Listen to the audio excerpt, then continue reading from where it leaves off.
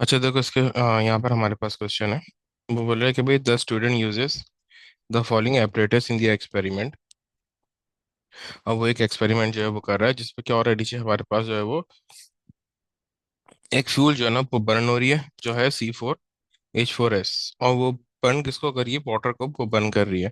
तो जाहिर सी बात है वाटर का टेम्परेचर जो है वो राइज होगा, और जो वाटर का मास हम यूज कर रहे हैं वो कर रहे हैं 200 ग्राम। इनिशियल टेम्परेचर हमारा 18.5 और हाईएस्ट टेम्परेचर फाइनल टेम्परेचर है 37.5। तो जो हमारे पास वो बन जाएगा वो हमारे पास बनेगा 37.5 minus 18.5, so that would be 19 point वो समथिंग जो हमारे पास इसका चेंज आ जाएगा। ठीक है।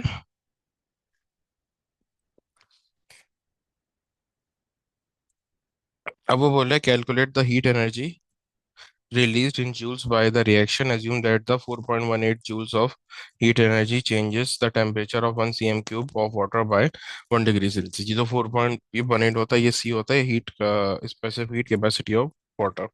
जो बोले assume that no heat loss to the surrounding। यहाँ पर यूज होगा delta Q equals to MC delta T. ये हमारे पास जो है वो यूज होगा। M उसने हमें यहाँ पे दिया हुआ ये 200 C दिया हुआ है 4.18 और डेल्टा टी दिया हुआ है 37.5 माइनस 18.5। तो 200 इंटू 4.18 इंटू 37.5 माइनस 18.5। तो ये हमारे पास इसका आंसर आ जाएगा डेल्टा क्यू का 1588। हो सकता है मेरी जो ये कैलकुलेशन में कभी गलती भी हो जाए। असल जो यहाँ पे पर्पस है वो कॉन्सेप्ट का है ना। ठीक है। फिर उसके बाद वो बोले the student use 0.63 gram of C4H4S in the experiment. Calculate the enthalpy change of the combustion of thiophene C4H4S, include a sign in your answer. देखो एंथैल्पी चेंज ऑफ कंबशन पूछा, एक हम इस लॉ से वो निकालते हैं और किससे करते हैं? अभी हम कैलोरी मीटर मेथड से करें। देखो ये जो हमारे पास फॉर्मूला होता है ना, एंथैल्पी का del H equals to del Q over N. ये जो एन होता है ये एन स्पेसिफाई करता है कि मैं यहाँ जिसके भी मोल्स डालूंगा उसकी एंथैल्पी आ जाएगी।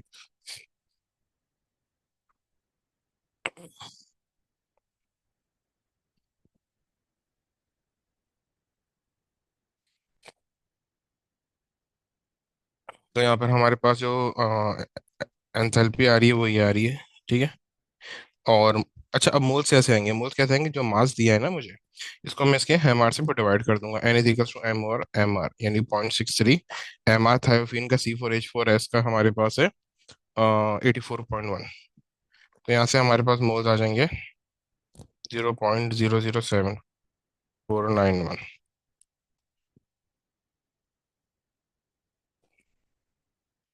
तो यहाँ पर हमारे पास आंसर। अच्छा देखो अभी जो अब जो हम आंसर निकालेंगे ना, इसने किलो जूल में आंसर वो मांगा है, तो हमें किलो जूल में आंसर जो है ना वो देना पड़ेगा। ठीक है। और ये कंबस्शन है, कंबस्शन के साथ हमें नेगेटिव का साइन जो है वो लगाना पड़ता है, क्योंकि हीट जो है वो रिलीज होती है ड्यूरिंग कंबस्शन। जो वैल्यू हमारे पास आ रही है वो आ रही है -2120411 किलो जूल पर मोल। ऊपर वैल्यू आ रही थी जूल्स पर मोल, यहाँ पे भी जूल्स पर मोल ही आएगी। अगर मैं जूल्स पर मोल में वैल्यू निकालूँ ना, तो वो आ रही है मेरे पास -210,411 जूल्स पर मोल। जूल्स पर मोल है, लेकिन मुझे आंसर जो है वो एंथैल्पी का हमेशा किलो जूल पर मोल में चाहिए होता है।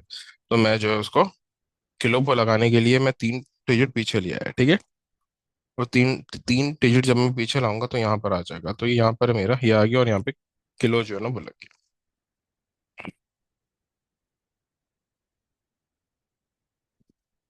इतना फटाफट।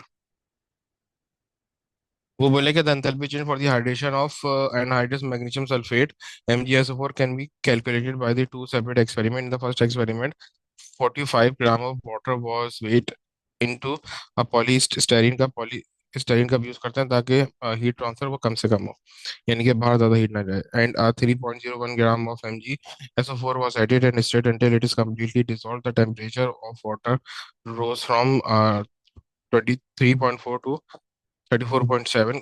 Calculate the amount of heat energy transferred into the water during this dissolving process. You can assume that the specific heat capacity of the solution is same as that of water. अब वो बोले कि heat energy में निकालो। अभी मैंने बताया कि जहाँ पर भी ये सारी चीज़ें दी गई हो ना, वाटर का मास दिया गया हो और टेम्परेचर चेंज दिया गया हो, स्पेसिफिक कैपेसिटी दी गई हो, तो वहाँ पर delta Q equals to MC delta T, यानी कैलोरीमीटर मेथड वो लगता है। ठीक है, हेजस लॉ आपको अलग से पता चल जाएगा, कोई भी वैल्यू उसमें गिवन ही नहीं होती हेजस लॉ में ना। आपको जो है ना फॉर्मेशन या कंबशन की वैल्यूज गिवन होती है अलग से टेबल की फॉर्म में। यहाँ पर उसने अलग से टेबल तो नहीं, उसने वैसे ही पैराग्राफ में दिया होता है। अब देखो यहाँ पे एम के बदले मैंने काफी दफा आपको पता है, या तो वाटर का मास आता है, या फिर अगर ये न्यूट्रलाइजेशन नहीं है, अगर न्यूट्रलाइजेशन का ये प्रोडक्शन आएगा, तो आप ना दोनों जो सॉल्यूशन है, जो ये एसिड और बेस ये न्यूट्रलाइज करें, उन दोनों का कंबाइंड वॉल्यूम ये बोलोगे। अब वो बोले कि भाई 45 gram of water was weight, 45 gram है, तो ये 45 आ गया, इंटू सी कितना है 4.18, 4.18 आ गया, और डेल्टा टी कितना है 34.7 माइनस 23.4। तो यहाँ से आपके पास जो है वो डेल्टा क्यू की जो है वो वैल्यू आ जाएगी।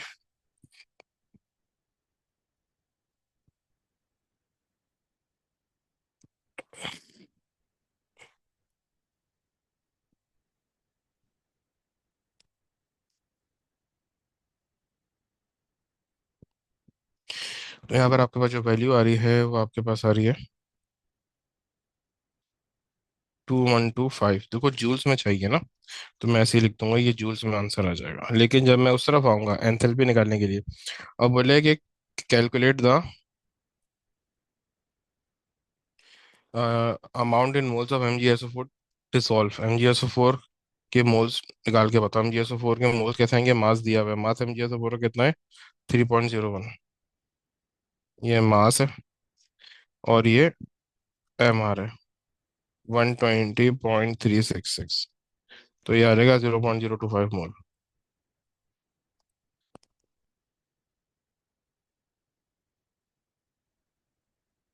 इसी को तरीके से फिर हमारे पास यहाँ पे calculate the enthalpy change of solution of MgSO4, you must include your answer। Enthalpy change MgSO4 बोला है, तो डेल्टा क्यू उसी की वो कंटिन्यूटी है, sorry delta H is equals to delta Q over N. अब डेल्टा क्यू आपके पास कितना है, डेल्टा क्यू अभी आपने ऊपर निकाला है, डेल्टा क्यू है 2125.53, 2125.53, और मोल्स आ रहे हैं इसके 0.025। तो ये आंसर आ जाएगा 85, 85021 जूल्स पर मोल। अब इसको मुझे किलो जूल पर मोल में चेंज करना है, तो मैं 3 डिजिट पीछे ले आऊंगा, इसको यहाँ पे ले आऊंगा, तो ये जाएगा 85.021। अच्छा अब देखो, अब इसका ना एक जरा ट्रिकी क्वेश्चन मैं आप लोगों को कराता हूँ। तो बहुत वो रेयर होता है कि इसमें ना वो क्वेश्चन कोई बहुत मुश्किल जो है ना वो बना के देते हैं। कंबशन का हमने कर लिया, अब एक बिल्कुल एक इसका रैंडम टाइप। अच्छा देखो, अब यहाँ पर हमारे पास क्वेश्चन है, वो बोल रहा है कि भाई when 3.645 gram of magnesium burns in excess of N2 to form Mg3N2, 23.05 kilojoule of energy is released. Calculate the enthalpy change of formation of del HF of Mgn32। अब देखो वो बोल क्या रहा है कि हमारे पास इतना ग्राम Mg रिएक्ट कर रहा है इतने एक्सिस N2 से, ठीक है। तो Mg solid reacting with N2 gas to form Mg3N2 solid।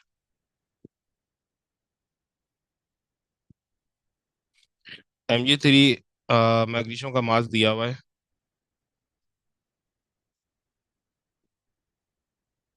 अब इसके जो है ना, अच्छा अब देखो उसने ना एक, मैंने एक बात इससे पहले भी बोली है, फॉर्मूला यहाँ पे लगाना है एंथैल्पी वाला, del H is equal to del Q over N.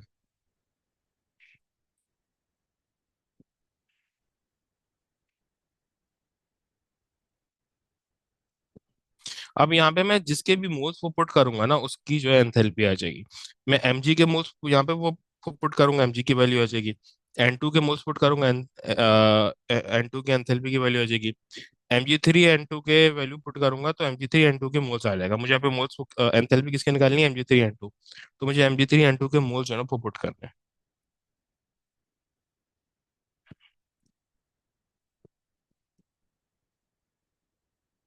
अब यहाँ पे वही मुझसे फॉर्मूला आएगा एम और हैमर। तो एम मेरे पास है 3.645 divided by 24.305।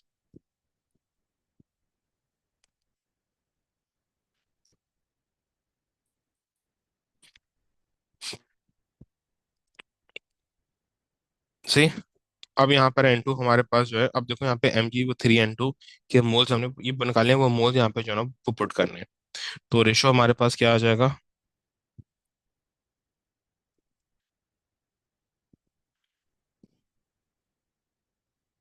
Mg S Mg3 N2 solid. इसका रेशो क्या है, 1:1 का ये रेशो है, सेम रेशो है तो मोल्स भी सेम होंगे ना। 1:1 का जो है ना दोनों का रेशो है तो दोनों के मोल्स भी सेम होंगे। अच्छा नहीं नहीं, सॉरी सॉरी, मोल सेम नहीं है, मैंने यहाँ पे इक्वेशन जरा वो गलत बना दी। यहाँ पे 3 mg के मोल्स है ना, तो यहाँ पे 3 आएंगे और N2 सेम रहेगा। सॉरी यहाँ पे गलती हो गई।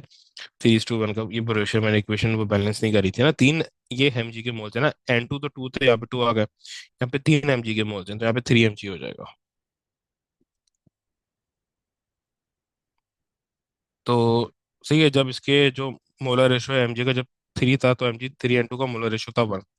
तो जब Mg3 N2 के Mg के 0.158 मोल्स होंगे तो बताओ Mg3 N2 के कितने होंगे। जस्ट क्रॉस मल्टीप्लाई कर लेंगे तो हमारे पास मोल्स आ जाएंगे।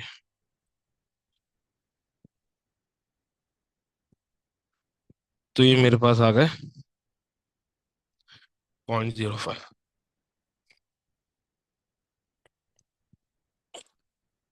और यहाँ पे जो है वैल्यू अब पुट कर दो। टेल क्यू कितना है, 23.05 डिवाइडेड बाई एन। एन क्या है, 0.05।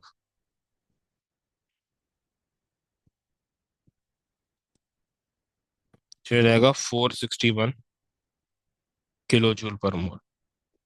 ये मेरे पास आंसर आ गया। अब देखो इस टाइप के क्वेश्चन ना आ सकते हैं।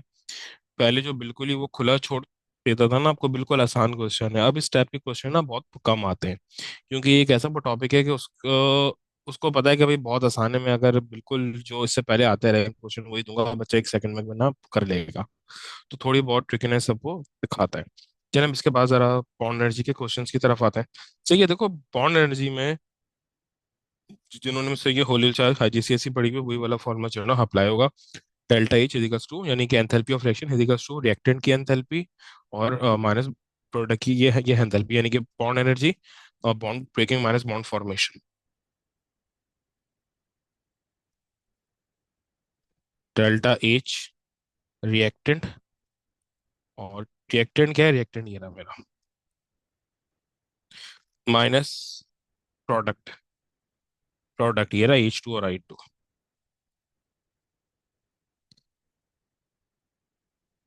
सही। अब देखो यहाँ पर रिएक्टेंट की एनर्जी तो मेरे पास क्या है, ये देख लो आप, देखो रिएक्टेंट की एनर्जी यहाँ पे तो मेरे पास है 2HI। दो बॉन्ड है HI के, और दो बॉन्ड मेरे पास है यहाँ पे H2 के। H2 के यहाँ पे H2 है ना, यानी H और H का एक बॉन्ड हो गया, प्लस I और I का एक बॉन्ड हो गया, I2 हो गया ना। ठीक है। तो del H is equals to 2 into ये वैल्यू कितनी है, 299। और H और H कितना है, 436, प्लस I2 कितना है, 151।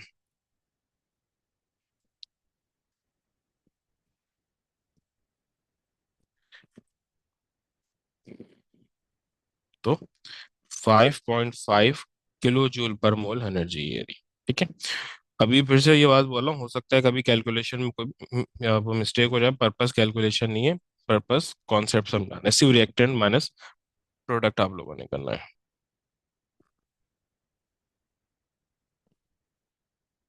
अच्छा अब देखो यहाँ पे हमारे पास क्वेश्चन है, ये सिर्फ वो कराने का ये पर्पस है कि बहुत सारे जो है ना इसमें बॉन्ड्स है ना, देखो यहाँ पर वो बोल रहा है कि सीधा वो क्वेश्चन की तरफ आते हैं। ये उसने मुझे एंथैल्पी जो है ना दी हुई है, C4H10O ना, का रिएक्शन हो रहा है सी, और ये समझो डिकम्पोज हो रहा है, और ये C2H6 plus CO plus CH4 बना रहे हो। इस रिएक्शन के अंदर पे -7 kJ/mol।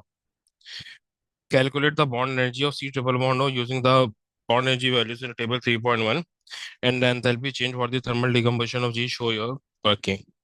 बोले कि C ट्रिपल बॉन्ड O की वैल्यू बताओ, यानी C ट्रिपल बॉन्ड O ये रहा हमारे पास, CO।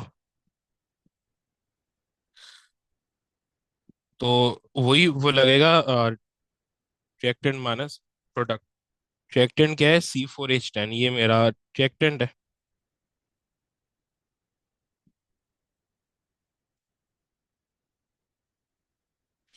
तो C4H10 में वो कौन कौन से बॉन्ड्स हैं? CH के बॉन्ड है 5, फिर यहाँ पे भी CH के 5 है, टोटल CH के 10 बॉन्ड्स होगा यहाँ पे ना, सही। फिर प्लस CC के कितने? CC के दो जो है ना वो बॉन्ड आ रहे हैं, और CO के जो है ना, ये वाला C सिंगल बॉन्ड हो, दो बॉन्ड्स हैं। ये चक्कर था। अच्छा देखो यहाँ पे ना मेरे पास ये वाले बॉन्ड्स हैं, इसके देन उसके बाद वो बोल रहे हैं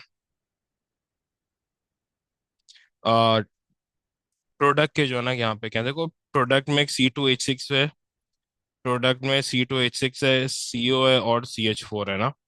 तो -C2H6 है, वो कौन कौन से होंगे बॉन्ड? हमें पता है कि भाई C2H6 ये होता है ना, ऑर्गेनिक हम सबने जिन्होंने पढ़ी हुई है ना। C2H6 ये है, इसमें 6 जो है वो बॉन्ड है CH के, 6 बॉन्ड है CH के, ठीक है। 6 बॉन्ड है CH के, माइनस, अच्छा इसको करेंगे तो ये प्लस हो जाएगा। एक बॉन्ड है CC का इसमें। फिर आ जाओ CO, CO की तो बॉन्ड एंथैल्पी हमने निकालनी है ना, इसको अलग से लिख देते हैं यूं करके, C ट्रिपल बॉन्ड O, ये तो हमने निकालना है। देन प्लस CH4, चार जो है वो CH के बॉन्ड हो गए। अब देखो यहाँ पे CH के टोटल 10 बॉन्ड्स हैं, यहाँ पे भी टोटल 10 है, ये 4 और 6 मिला के वो 10 होंगे। तो यहाँ पर से वो कैंसिल हो गया, यहाँ पे CC का एक बॉन्ड है, यहाँ पर एक बॉन्ड रह गया, ठीक है। तो अब यहाँ पे वैल्यूज जो है वो पुट कर दो, और ये C डबल बॉन्ड O की वैल्यू निकाल लो। डेल्टा H की वैल्यू क्या है? -7। तो ये हो जाएगा -7 इजिकल्स टू, रिएक्टेंट की एनर्जी कितनी है यहाँ पे? C सिंगल बॉन्ड की जो है 350, सही है। इसकी कितनी है? 350 है।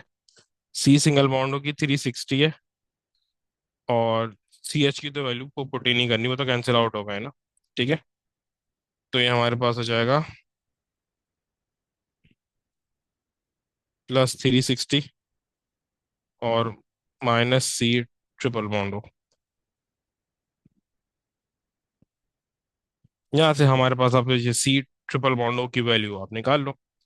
C ट्रिपल बॉन्ड उस तरफ ही पूरा जाएगा, बाकी सब चीज़ें वहाँ चली जाएंगी, 360 प्लस और +7। तो ये आपके पास आंसर आ जाएगा, ठीक है।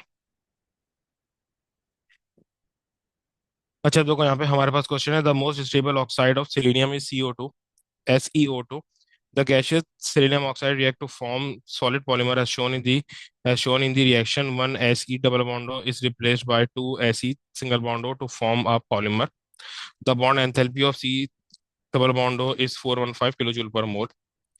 अब यहाँ पे देखो क्या बोल रहा है कि gaseous CO reacts to form a solid polymer as shown. In the reaction, one Se double bond O is replaced by two Se single bond O. अब यहाँ पे देखो ये वाला तो बॉन्ड अपनी जगह पे स्टिल है, ठीक है। ये वाला वो बॉन्ड अपनी जगह पे स्टिल है, बट ये जो डबल बॉन्ड था उसको दो सिंगल बॉन्ड ने रिप्लेस कर लिया है। ये जो C डबल बॉन्ड होता है उसको SE सिंगल बॉन्ड होके दो बॉन्ड ने रिप्लेस कर लिया, जो वो बात सुनी बोली है। और इस रिएक्शन की एंथैल्पी कितनी है? -346। वो बोल रहा है कि use these data to calculate the bond enthalpy in kilojoule per mole of SE single bond O. SE single bond की बॉन्ड एंथैल्पी वो निकालनी है। तो वही वाला फॉर्मूला जो भी आपको करा है, रिएक्टेंट माइनस प्रोडक्ट। रिएक्टेंट में कितने बॉन्ड बन रहे हैं? SeO के दो बॉन्ड बन रहे हैं, माइनस SeO का एक बॉन्ड है, और H2SE सिंगल बॉन्ड होगा, एक बॉन्ड है। अब ये SE सिंगल बॉन्ड की एनर्जी को निकालनी है ना, तो वैल्यूज यहाँ पे पुट कर दो। एंथैल्पी चेंज कितना है, del H -346 2 into SE double bond कितना है, 41514। और यहाँ पे SE डबल बॉन्ड ऑफ 514, और ये -2 इंटू SE सिंगल बॉन्ड हो। अब ये SE सिंगल बॉन्ड हो की एनर्जी ये वो निकालनी है। बस ये मैनिपुलेट, इसको जरा ये मनूवर करो, तो निकाल लो वैल्यूज, जब वो ड्राइव करो आपके पास आंसर आ जाएगा। सही। बाकी सब चीजें उस तरफ जो है ना, या तो इसको ये इस तरीके से करोगे, SEO को उस तरफ ही बोले जाओगे, तो हो जाएगा SEO। बाकी इन चीजों को इस तरफ ले आओगे,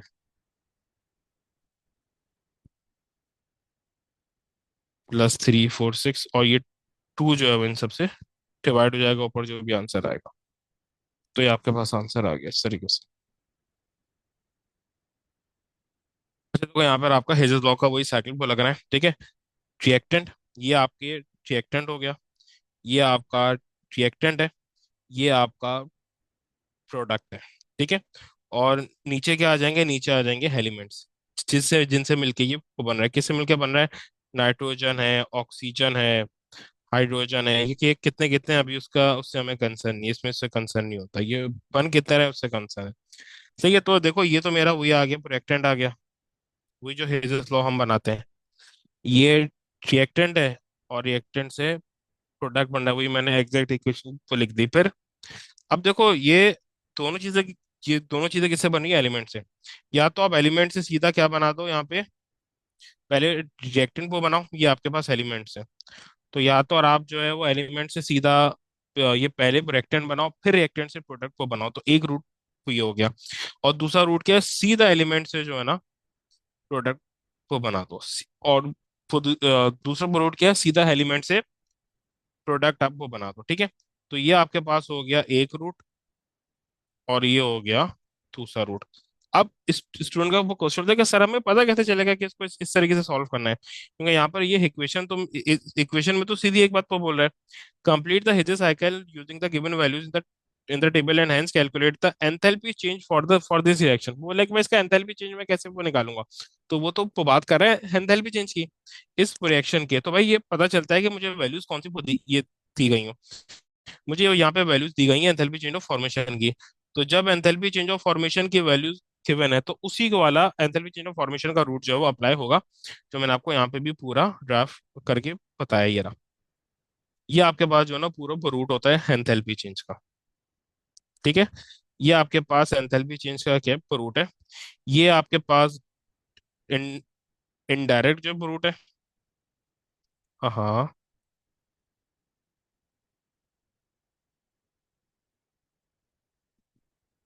ये आपके पास इनडायरेक्ट जो है ना रूट है,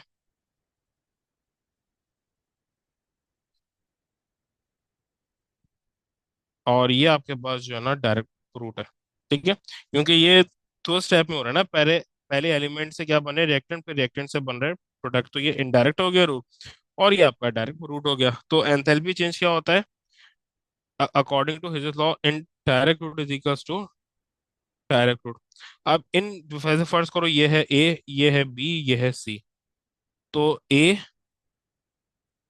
plus B is equals to C, ये मेरे पास जो है वो बन जाएगा। यानी कि ये इसकी एंथैल्पी प्लस इसकी एंथैल्पी, ए प्लस बी एंथैल्पी, और ये इज इक्वल्स टू सी, यानी कि जो डायरेक्ट रूट की एंथैल्पी है। अब आप क्या करोगे, यहाँ पे जो वैल्यू, अच्छा देखो यहाँ पर सारे का सारा जो होता है ना, ये हेजर साइकिल है, ये आपको ये याद कर लेना है। लेकिन ये अप्लाई कब होगा, जब आपको एंथैल्पी चेंज ऑफ फॉर्मेशन की वैल्यूज गिवन होगी, तब ये रूट अप्लाई होगा। क्या पूछा है उसके ऊपर डिपेंड नहीं करता, यहाँ पर उसने एंथैल्पी चेंज ऑफ रिएक्शन पूछा है, हो सकता है वो एंथैल्पी चेंज ऑफ कंबशन अगले इक्वेशन में वो पूछ ले, तो आप कंबशन का रूट अप्लाई नहीं वो कर दोगे, कंबशन का ही वो रूट होता है, आप रूट अप्लाई करोगे एंथैल्पी चेंज ऑफ फॉर्मेशन का, क्योंकि जो थीटा है वो फॉर्मेशन का गिवन है, ठीक है। तो अब देखो यहाँ पर क्या है, N2 की फॉर्मेशन उसने यहाँ पे दी गई है कितनी, 34। अब यहाँ पे देखो, यहाँ पर H2O भी बन रहा है, और यहाँ पे N2 भी हमारे पास बन रहा है, सही है। तो N2 की एंथैल्पी कितनी है, 340, तो 340 40, और यहाँ पे N2O है कितने, 3, तो मल्टीप्लाई बाय 3। फिर प्लस H2O की एंथैल्पी कितनी है, H2O की -286, H2O कितने, एक ही है, तो यहाँ पर आ जाएगा -286। फिर यहाँ पर HNO3 की एंथैल्पी कितनी है, -173, और ये तो है, तो 2 × -173 प्लस आ, यहाँ पे NO भी आ रहा है, NO की एंथैल्पी कितनी है, 91.1। ठीक है, अब आप क्या करोगे, वही direct route is equals to indirect route वाला फॉर्मूला अप्लाई कर दोगे। ठीक है, ये आपके पास पूरा इनडायरेक्ट रूट है, और ये पूरा जो है वो डायरेक्ट रूट है। तो indirect route is equals to direct route, और ऊपर जो है वो डेल्टा एच आर है, जिसकी वैल्यू को निकालनी है। तो इनडायरेक्ट रूट क्या है, 3 × 340 -286 plus delta H R is equals to 2 × -173 plus 99 और 91.1। ये आपके पास इनडायरेक्ट रूट था, इसकी एंथैल्पी जो है, दोनों वैल्यूज आपने, ये इनडायरेक्ट रूट था ना, तो ये वाली वैल्यूज सही है, ये और डेल्टा एच आर आपने लिख दिया। ठीक है, और ये डायरेक्ट रूट था, तो इसकी वैल्यूज भी आपने यहाँ पे पुट इन कर दिया। अब जो जो भी डेल्टा एच आर की वैल्यू होगी, वो आप बड़ी आसानी से यहाँ पे कैलकुलेट जो है वो कर सकते हो।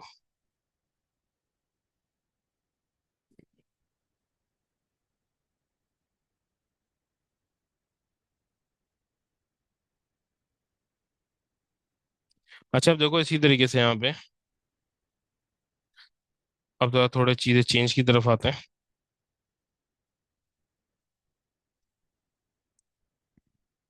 17। अब देखो जैसे ये हमारे पास क्वेश्चन है,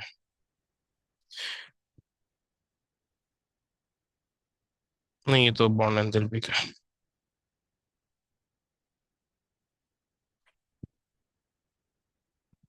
चलो ये वाला कर लेते हैं। देखो जैसे यहाँ पर वो बोल रहा है कि भाई क्योंकि एक और सेम टाइप का वो करा दूं, फिर इसके बाद जो वो आगे बढ़ेंगे। The equation shows a reaction to produce CHF3, user data to calculate the enthalpy change of reaction of HR for this formation. मैं आपको वैल्यू कैलकुलेट करके नहीं वो बताऊंगा, सिर्फ आपको अप्लाई कैसे होगा वो बात वो बता रहा हूँ। जो यहाँ पर इक्वेशन लिखी है ना, यही इक्वेशन दोबारा यहाँ पे कॉपी वो कर लो। इक्वेशन क्या है, CHI3 +3 AgF gives of CHF3 +3 AgI। ये आपके पास जो है ना इक्वेशन है। अब आपने यहाँ पे करना क्या है,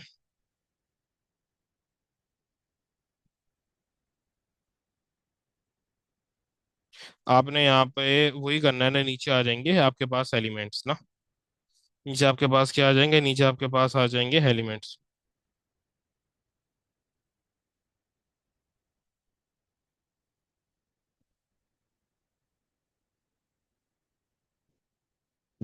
अब यहाँ पर आपके पास एलिमेंट्स के क्या क्या है, कार्बन है, हाइड्रोजन है, प्लस आ जाएगा कार्बन है, हाइड्रोजन है, Ag है, F2 है, ये सारे ये एलिमेंट्स आ गए ना।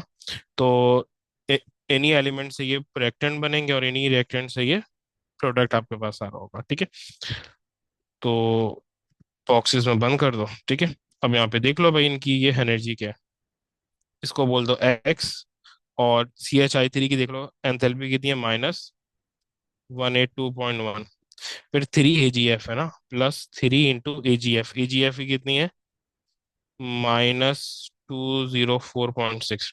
और CHF3 की कितनी है, -269.9 +3 AgI -61.8। अब बस ये रूट आप अप्लाई कर दो, ये जो इस रूट की एंथैल्पीज है इनको ऐड कर दो, और इन रूट्स की जो एंथैल्पीज है उनको ऐड कर दो, तो आपके पास आंसर आ जाएगा। अच्छा देखो यहाँ पे ना, वो इस तरीके से भी वो कर सकता है कि एंथैल्पी चेंज ऑफ की प्रोडक्शन दे दे, और किसी की फॉर्मेशन पूछ ले। देखो जैसे यहाँ पर हमारे पास है, ये एक इक्वेशन है, इसकी एंथैल्पी है। वो बोले कि the enthalpy change for the formation of PCl3 under these condition is given, यानी PCl3 की एंथैल्पी उसने को दे दी है, और इस पूरे रिएक्शन की एंथैल्पी भी उसने हमें गिवन कर दी है। अब वो बोला है कि calculate the enthalpy change for the formation of PCL 500, this condition include a sign in your answer.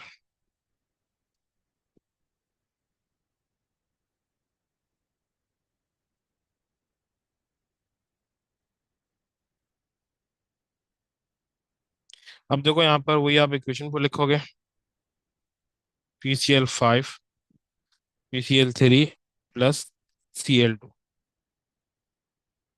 अब वही नीचे मेरे पास एलिमेंट्स आ जाएंगे, P प्लस Cl2 प्लस यही दोनों, ठीक है। और इन्हीं एलिमेंट से ये रिएक्टेंट बनेगा, फिर इनसे या तो इनसे ये प्रोडक्ट बना लो, ठीक है। रिएक्टेंट, प्रोडक्ट और नीचे एलिमेंट्स आ गए। अब देखो इस इक्वेशन की एंथैल्पी मुझे दी गई है +1 to 4। PCl5 की एंथैल्पी निकाली, एंथैल्पी चेंज ऑफ फॉर्मेशन ये मैंने निकालना है, इसको मैंने बोल दिया X। और PCl3 की एंथैल्पी मुझे दी गई है -320। देखो Cl2 की एंथैल्पी नहीं दी है, और Cl2 की एंथैल्पी होती भी नहीं है, Cl2 एलिमेंट है। एलिमेंट तो पहले से फॉर्म ये हुआ था, हमें इसको फॉर्म करने की नीड वो नहीं होती। तो यहाँ पर बस आप वही ये अप्लाई कर दो, X +1 to 4 = -320। तो यहाँ पर आपके पास X की वैल्यू आ जाएगी, ठीक है। इनडायरेक्ट रूट = अच्छा देखो यहाँ पे हेज़ेस साइकिल में कंबशन का मैप क्या बनता है जो हमें को याद करना होगा। कंबशन में भी सेम वही चीज़ है ना, रिएक्टेंट जो इक्वेशन हो उसको उसी तरीके से लिख दो। रिएक्टेंट से क्या बन रहा है, प्रोडक्ट। रिएक्टेंट से क्या बन रहा है, प्रोडक्ट। और नीचे अब इसमें क्या आ रहा था, इसमें ये एलिमेंट आ रहा था फॉर्मेशन में, इसमें एलिमेंट नहीं आएगा, इसमें आएगा कंबशन प्रोडक्ट, यानी कि CO2 और H2O नॉर्मली आता है ना। यहाँ पर आ जाएगा कंबशन प्रोडक्ट, यानी पहले रिएक्टेंट से क्या बनेगा, प्रोडक्ट बनेगा, जो भी आप ये इक्वेशन है, फिर आप जो प्रोडक्ट बनाए उसकी कंबशन वो कर दोगे, सही है। फिर दूसरा ये प्रूव क्या है कि आप डायरेक्ट रिएक्टेंट की वो कंबशन कर दो, ठीक है। देखो जैसे मेरे पास यहाँ पे कार्बन का रिएक्शन हो रहा है हाइड्रोजन से, और ये बन रहा है CH4। अब ये मेरे पास एक प्रूफ है, ये एंथैल्पी चेंज ऑफ फॉर्मेशन है, सही है। ये इसकी फॉर्मेशन और ये CH4 की, फिर मैं CH4 की कंबशन कर रहा हूँ, तो मुझे बन रहा है CO2 + H2O, सही। और सही है, तो ये हो गई enthalpy change of combustion of CH4। और एक और रूट यहाँ पे क्या होगा, मैं डायरेक्ट कार्बन और हाइड्रोजन की कंबशन करूँ, इस तरीके से भी तो ये हो सकता है। मैं क्या करूँ, डायरेक्ट कार्बन की वो कंबशन कर दूं, तो यहाँ पे दो कंबशन आ रही है, एक H2O की और H2 की, और एक वो कार्बन की कंबशन, सही।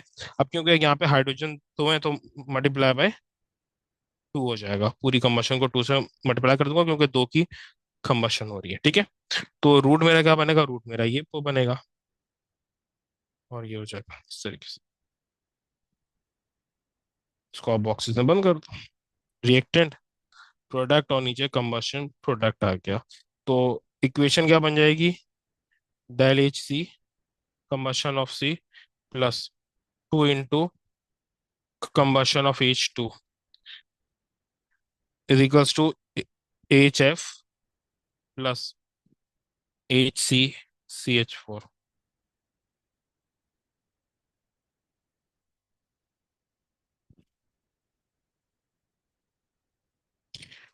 देखो अब यहाँ पर हमारे पास उसने हमें ये इक्वेशन दी हुई है, वो बोला है कि भाई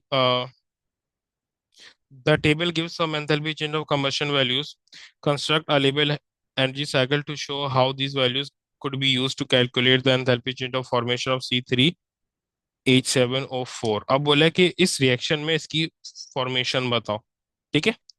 बट अब ये फॉर्मेशन वाला मैप अप्लाई होगा या कम्बशन वाला, ये हमें को बताएगा कि डेटा किसका गिवन है, डेटा कम्बशन का ये गिवन है, एंथैल्पी चेंज ऑफ वो कम्बशन का, तो इसी तरीके से होगा। या ये आपके पास क्या होगा, ये आपके पास हो गए रिएक्टेंट, ये आपके पास हो गए प्रोडक्ट, और नीचे आ जाएगा कम्बशन प्रोडक्ट। कम्बशन प्रोडक्ट आएगा CO2 + H2O।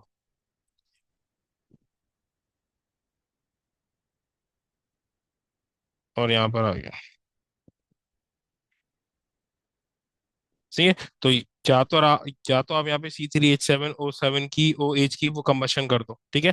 तो इसकी जो वो कम्बशन है, इसकी क्या ये वैल्यू है, इसकी वैल्यू है -2102। इसकी ये कंबशन की वैल्यू है, ठीक है। यहाँ वही के रूट है ना, पहले आप इसकी फॉर्मेशन करो, फिर इसकी वो कंबशन कर दो, या फिर आप डायरेक्ट यहाँ पे कार्बन और हाइड्रोजन है, इन दोनों की वो कंबशन कर दो। जो जो कार्बन की कंबशन है उसकी क्या वैल्यू है, -393। और कार्बन है कितने, 3। 3 × -393.5 प्लस हाइड्रोजन की वो कंबशन है, क्या वैल्यू है, -285.5। तो 4 × -285.5।